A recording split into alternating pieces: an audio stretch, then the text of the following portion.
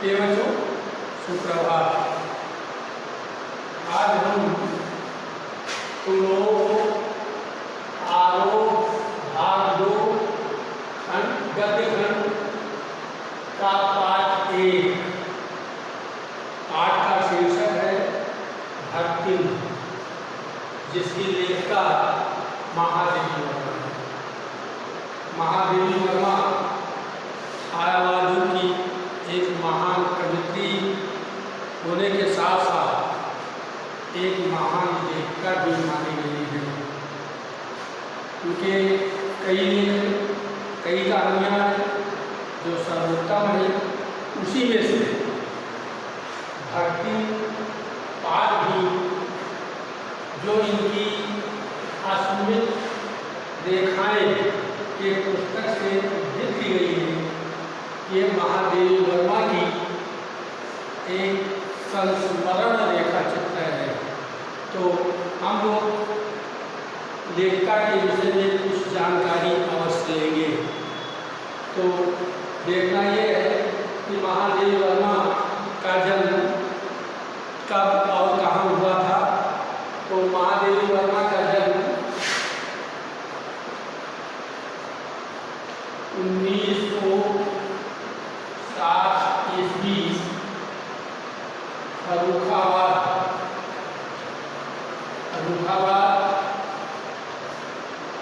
उत्तर प्रदेश में इनकी मृत्यु जो हुई है वो 1987 की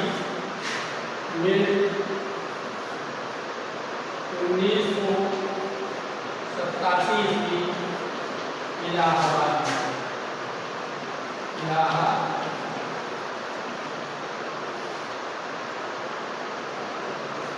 तो इसी जन्म 1907 ईस्वी फर्रुखाबाद में 1987 ईस्वी इलाहाबाद।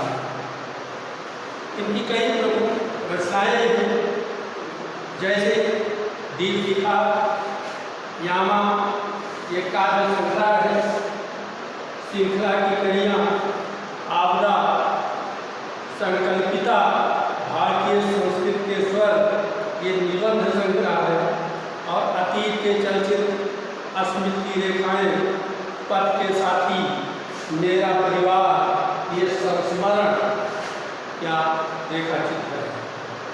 इनको कई पुरस्कार भी मिल चुका है। तो पहला इनको ज्ञानपीठ पुरस्कार मिला है, ज्ञानपीठ पुरस्कार।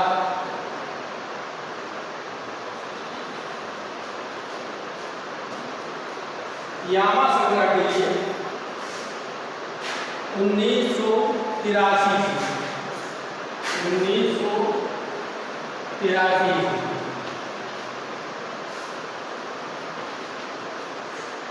दूसरा पुरस्कार इनको भारत भारती पुरस्कार, भारत भारती पुरस्कार 1956 ईस्वी में मिला है। इनको पद्म भूषण भी पुरस्कार मिल चुका है।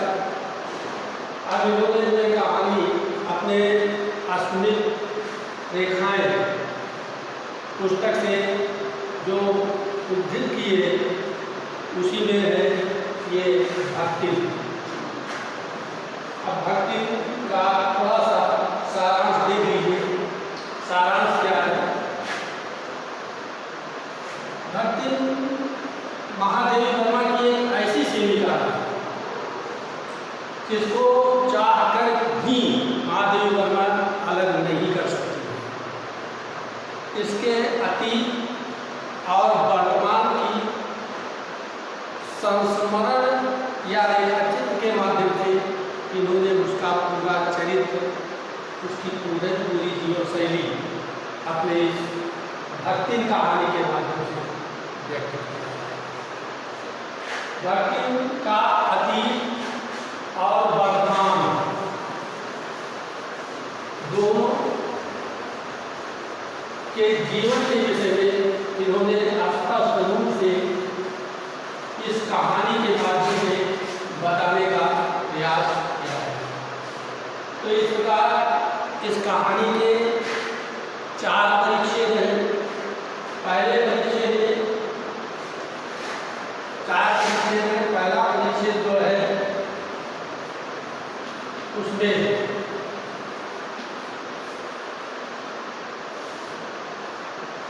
महादेवी वर्मा ने जो लिखा है वो स्पष्ट रूप से लिखा है कि इसका वास्तविक नाम लक्ष्मी था, लेकिन जब ये हमारे यहाँ नौकरी करने के लिए आई तो अपने इस लक्ष्मी नाम का उपयोग करने के लिए विनम्र निवेदन किया कि लक्ष्मी नाम का उपयोग ना करें। तो उसके कंठीमाला को देखते हुए, उसके कार्य और व्यवहार को देखते हुए महादेवी वर्मा को यही उचित लगा कि इसका नाम भक्ति कर दिया जाए। तो इस लक्ष्मी भक्ति का पहले अनुच्छेद में इसके बचपन से लेकर के इसके जन्म से और इसके शादी होने तक इसके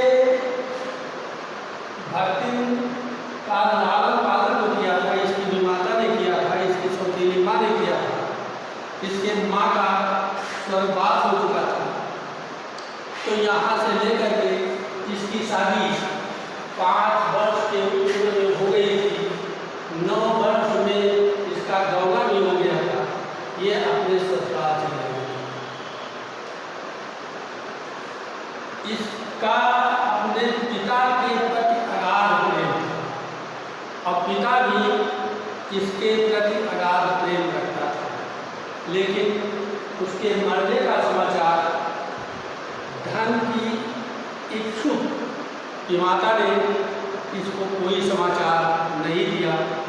जब एक सूचना बन गई थी उसका मृत्यु, तब इसके ससुराल वाले सूचना पाए और इसकी सास ने ये कहकर इसको पीहर भेज दिया, मैके भेज दिया कि बहुत दिनों से ये नैहर नहीं गई है, जा करके हाल चाल या अपने परिवार से मिली।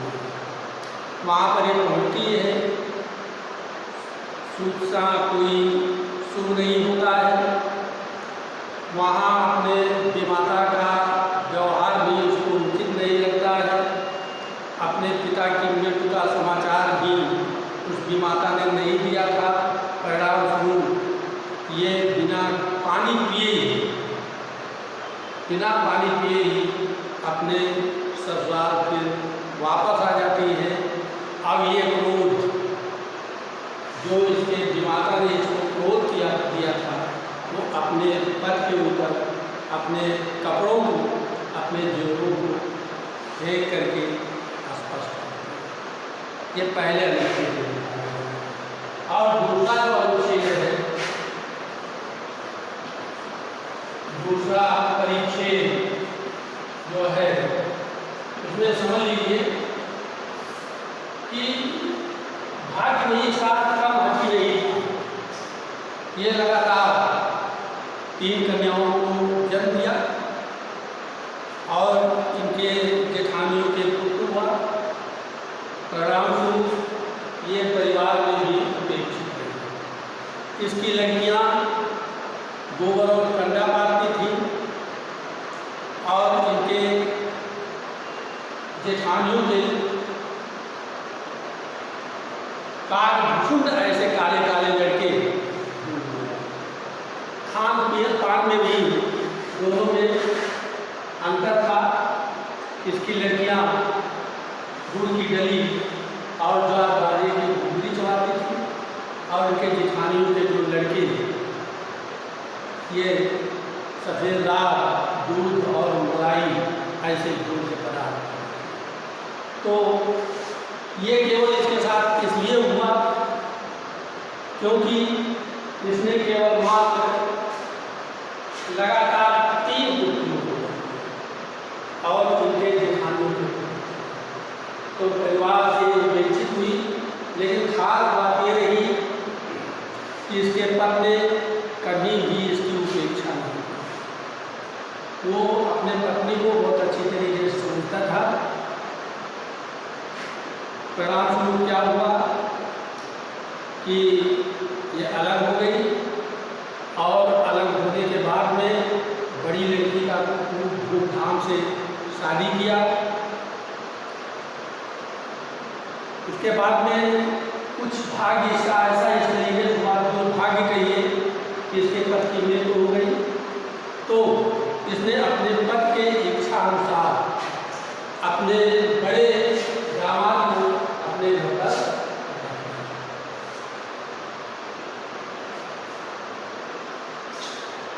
ये यहाँ तक इसका दूसरा अनुच्छेद है। तीसरे अनुच्छेद में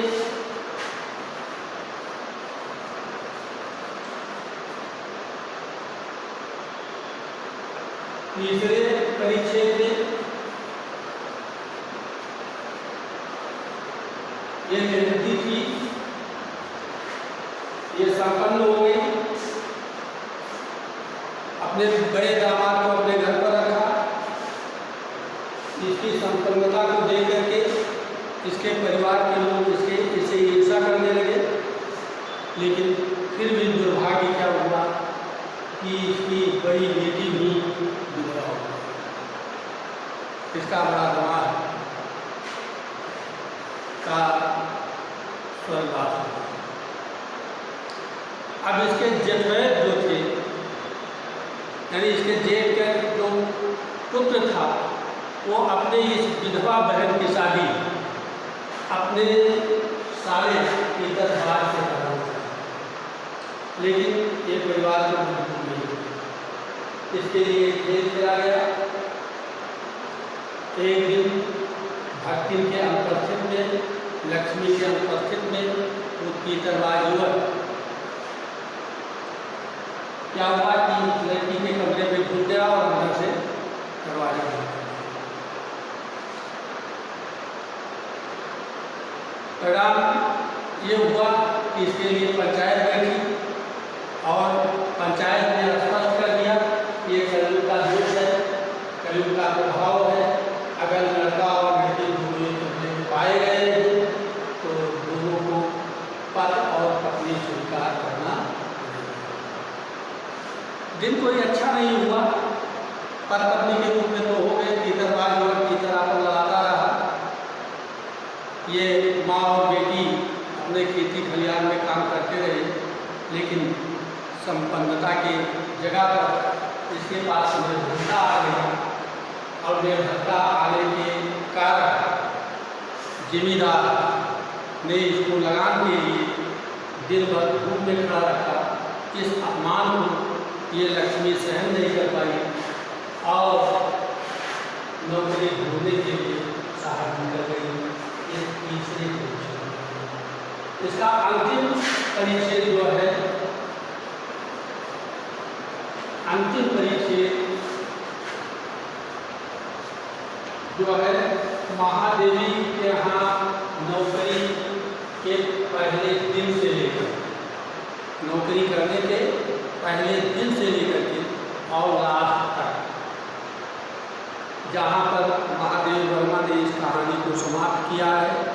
लेकिन इस कहानी को समाप्त महादेव वर्मा ने नहीं किया है। स्पष्ट रूप से बताया है कि इस कहानी को अगर हम समाप्त करेंगे तो हमारा और भक्ति का जो साथ है ये भी समाप्त हो जाएगा और मैं भक्ति से अलग होना नहीं चाहता।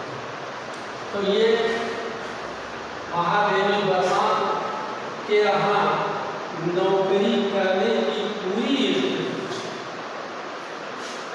ये अंतिम कहानी बहुत ही सामाजिक है। कहानी में लास्ट में भक्ति को चाह करके भी महादेव वर्मा अलग नहीं हो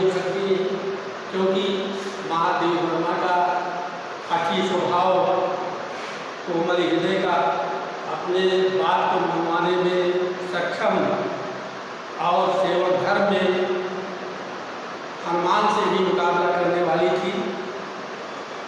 तो पूरा कहानी जब पाठ का अध्ययन किया जाएगा तो लोगों की पूरी समझ में आ जाएगा। यहाँ तक कि कई आक्षेप भी लगे महादेव माधव भक्ति के ऊपर, लेकिन वो हर एक तर्क सुलझाने में इतनी समर्थ है कि उसके ऊपर कोई दोषारोपण नहीं कर सकता। और उसको महादेव वर्मा के साथ में रहकर इतना बड़ा गर्व है, महादेव वर्मा पर ये इतना गर्व करती है कि यह स्पष्ट रूप से कहती है कि हमारे मलकिन के मुकाबले इस संसार में कोई नहीं है। जो हमारी मलकिन करती है संसार में कोई और नहीं कर सकता। तो ये पूरी जानकारी अंतिम अनुच्छेद का जब ये कहानी को इस पाठ को पढ़ा जाएगा तो बहुत ही आसानी से समझ में आ जाएगा।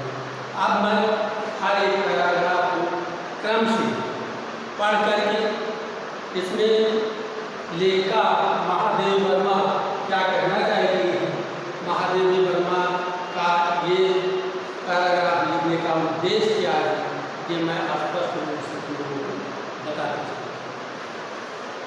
तो देख लीजिए महादेव वर्मा का लिखा हुआ एक भक्ति का पहला पैराग्राफ। पहला पैराग्राफ, छोटे कद और दुबले शरीर वाली भक्ति अपने पतले ओठों के कोनों में दृढ़ संकल्प और छोटी आंखों में एक विचित्र समझदारी लेकर जिस दिन पहले पहल मेरे पास आ उपस्थित हुई थी तब से आज तक एक युग का समय बीत चुका है। पर जब कोई भी जिज्ञास उससे इस संबंध में प्रश्न कर बैठता है तब वह पलकों की आधी पुतलियों तक गिरा और चिंतित की मुद्रा में चुड्डी को कुछ ऊपर उठाकर विश्वास भरे कंठ से उत्तर देती है, तुम बचे का बताई कि 50 बरिस से संग रही। इस हिसाब से मैं 75 की ठहरती हूँ और वो भी 100 वर्ष की आयु पार कर रही है। इसका भक्ति को पता नहीं, पता हो तो संभवतः वो मेरे साथ बीते हुए समय में रत्ती भर भी कम न करना चाहेगी। मुझे भी विश्वास होता जा रहा है कुछ वर्ष और बीत जाने पर ये मेरे साथ रहने के समय को खींचकर 100 वर्ष तक पहुंचा देगी, चाहे उसके हिसाब से मुझे 150 वर्ष की असंभव आयु पूरी पार क्यों न होना पड़ेगा। वास्तव में महादेव वर्मा बहुत ही वाक्य चातुर्य है। इन्होंने तो पहले भक्ति का पूरा रेखाचित्र इसके शारीरिक बनावट को रख दिया, लेकिन जब कोई भी भक्ति से एक प्रश्न पूछता है कि इनके साथ कब से रह रही है तो स्पष्ट रूप से बता देती है कि इनके साथ में 50 वर्ष से रह रही हूँ। महादेव वर्मा भी बहुत स्पष्ट रूप से बता रही है कि उस समय महादेव वर्मा का उम्र 25 साल था और इसका उम्र 50 साल का था। तो 50 साल के रहने का मतलब क्या हुआ कि महादेव वर्मा का उम्र 75 साल हो गया और भक्ति का उम्र 100 साल।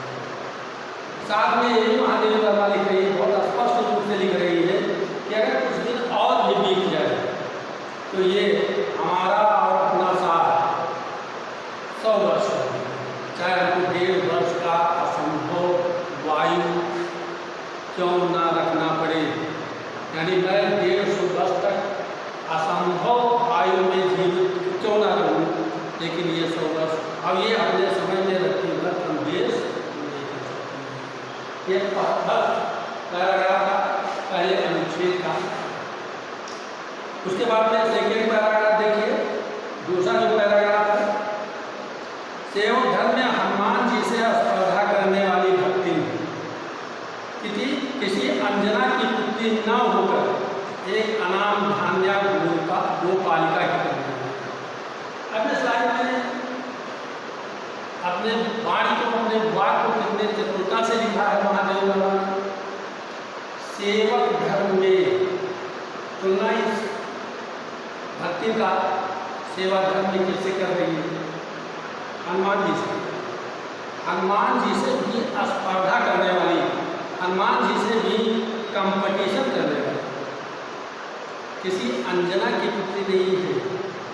हनुमान जी तो अंजना के पुत्र थे, लेकिन ये अंजना की पुत्री नहीं है। अनाम धान्या गोपालिका की कन्या है। अनाम धान्या मतलब जिसका नाम महादेवी वर्मा को भी नहीं मालूम है, ऐसे गोपालिका की ये कन्या है। नाम है लक्ष्मी, अर्थात लक्ष्मी। पर जैसे मेरे नाम की विचारता मेरे लिए दुर्वार है, यानी महादेवी वर्मा स्पष्ट इस लाइन में बता रही है कि जैसे महादेवी नाम हमारे लिए दुर्वार है, उसी प्रकार वैसे ही लक्ष्मी की समृद्ध भक्ति के कपाल की कुंचित रेखाओं में नहीं बन सके। वैसे लक्ष्मी जो नाम इसको मिला, ये लक्ष्मी नाम भक्ति के कुंचित कपालों में नहीं आ पाई।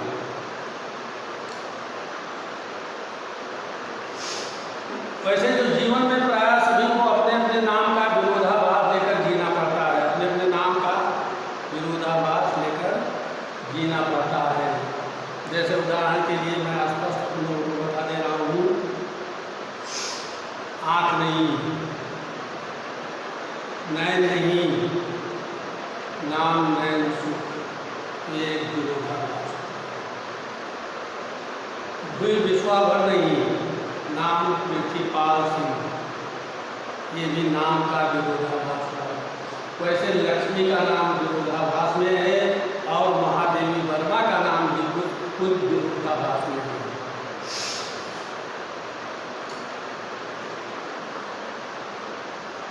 पर भक्ति बहुत समझदार है, क्योंकि वो अपना समृद्ध सूचक नाम किसी को बताती नहीं। केवल जब नौकरी की खोज में आई थी तब ईमानदारी का परिचय देने के लिए उसने शेष विद्युत के साथ ये भी बता दिया, पर इस प्रार्थना के साथ कि मैं कभी नाम का उपयोग ना करूं। उपनाम रखने की प्रतिभा होती तो मैं सबसे पहले उसका उपयोग अपने ऊपर करती। इस तथ्य को देहाती क्या जाने, इसी से जब मैंने कंठी माला देकर उसका नया नामकरण किया तो भक्ति जैसे कवित्वहीन नाम को पाकर भी